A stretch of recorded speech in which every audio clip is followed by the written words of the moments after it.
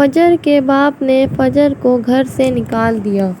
اور جا کر شیر کی گاڑی میں پھینک دیا اور شیر کو کہہ دیا کہ اس کو لے کر یہاں سے دفع ہو جاؤ اور آئندہ یہاں کبھی نہیں آنا۔ کیونکہ پچھلی ایپیسوڈ میں ہم کو دکھایا تھا کہ شیر فجر کے باپ سے رشتہ مانگنے گیا، جس پر اس کا یہ رسپانس تھا۔ اب شیر فجر کو لے کر اپنے گھر آ گیا اور آ کر اس نے فجر کو ایک اچھا سا روم دیا اور کہا تم یہیں رہو اور کوئی بھی تمہیں تنگ کرے تو تم مجھے بتانا۔ اور یہ کہہ کر جب شیر باہر نکلا تو اس نے دیکھا اس کے گھر والے یہ سمجھ رہے ہیں کہ شاید شیر فجر کو بدلے میں لے کر آیا ہے اور شیر کو اپنی غلطی کا احساس ہو گیا ہے۔ جو بھی اس نے فہد کے ساتھ کیا، شاید فہد ٹھیک ہی تھا، لیکن وہ آ کر کہتا ہے کہ ایسی کوئی بات نہیں ہے، میں اس سے محبت کرتا ہوں اور میں اسی سے شادی کروں گا اور وہ بھی مجھ سے محبت کرتی ہے۔ میں اس کے گھر رشتہ مانگنے گیا تھا عزت سے، اس کی طرح نہیں ہوں، اس کو بھگا کر لایا ہوں، لیکن اس کے باپ نے اسے گھر سے نکال دیا ہے کیونکہ وہ تو ویسے ہی اس سے نفرت کرنے لگا ہے، وہ بھی اس کی وجہ سے جو اس نے حرکت کری تھی۔ اور دوبارہ سے وہ اس کے اوپر چڑھنے لگتا ہے اپنے کزن پر، تو اس کو سب دور کر دیتے ہیں اور کہتے ہیں شیر یہاں سے جاؤ، اس کو بھگا دیتے ہیں۔ اس کے بعد وہ کہتا ہے کہ میں تم سے محبت کرتا ہوں، تم مجھ سے محبت کرتی ہو نا؟ تو وہ کہتا ہے کہ میں تم سے محبت تو کرتی ہوں شیر، لیکن میں اپنے باپ کے خلاف کیسے جا سکتی ہوں؟ میں اپنے باپ سے بھی تو محبت کرتی ہوں، میرا باپ بالکل بھی اس رشتے پر راضی کبھی بھی نہیں ہوگا۔ تو وہ کہتا ہے کہ تم نکاح کر لو میرے ساتھ، ہو جائیں گے تمہارے بابا بھی راضی۔ تو وہ اس کو صاف انکار کر دیتی ہے، لیکن وہ کہتا ہے کہ میں نے تو رات میں سب کو بلا لیا ہے اور نکاح خواہ کو بھی بلایا ہے کہ ہم نکاح کر لیں گے۔ تو وہ شیر کو ڈانٹ دیتی ہے اور کہتی ہے کہ میں بالکل بھی ایسا نہیں کروں گی، مجھے اپنے گھر جانا ہے۔ اور وہ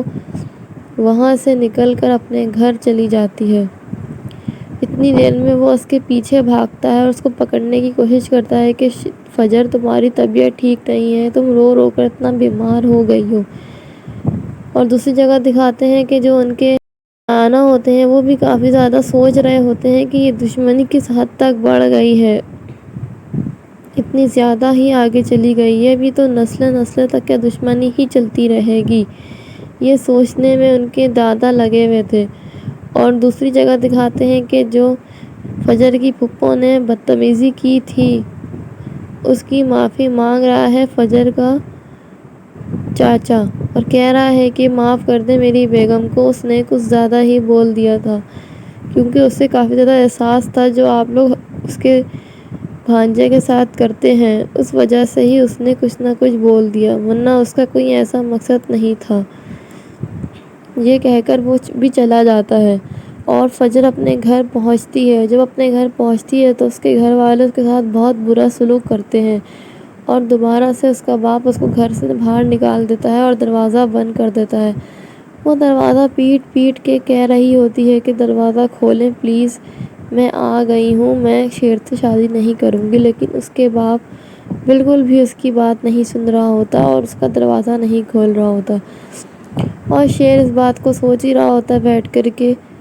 میں تو اس سے محبت کرتا ہوں، لیکن شاید وہ بھی مجھ سے کرتی ہے، لیکن اپنے گھر والوں کی وجہ سے مجبور ہے۔ اپنی ماں کو کہتا ہے کہ وہ میرے ساتھ ہمیشہ ایسا ہی ہوتا ہے، سب کچھ اس دشمنیوں کی وجہ سے ہوا ہے، اگر یہ دشمنیاں نہ ہوتی تو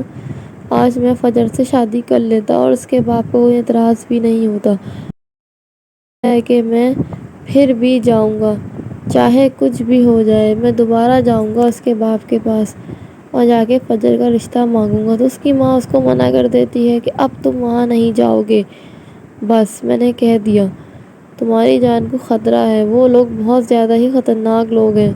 کچھ بھی کر سکتے ہیں، جب اپنی بیٹی کو نکال کر باہر پھینک سکتے ہیں تو تمہارے ساتھ بھی کچھ نہ کچھ کر سکتے ہیں، اور اگر اب تم گئے تو میں تم سے ناراض ہو جاؤں گی۔ تو وہ اپنی ماں کو کہتا ہے کہ آپ کیوں ایسا کہہ رہی ہیں؟ پھر وہ باہر جا کر سب کو بتا دیتی ہے کہ فجر تو چلی گئی، شادی نہیں کرے گی اور یہ نکاح اب نہیں ہوگا۔ تو جو شیر کا چاچا ہوتا ہے بدر زمان اور اس کے کزنز بہت زیادہ خوش ہوتے ہیں اور کہتے ہیں کہ چلو اچھا ہے، اور فہد بھی بہت خوش ہو رہا ہوتا ہے کہ وہ خود ہی بھاگ گئی اس نکاح سے۔ یہ دکھائیں گے ہم کو نیکسٹ ایپیسوڈ میں۔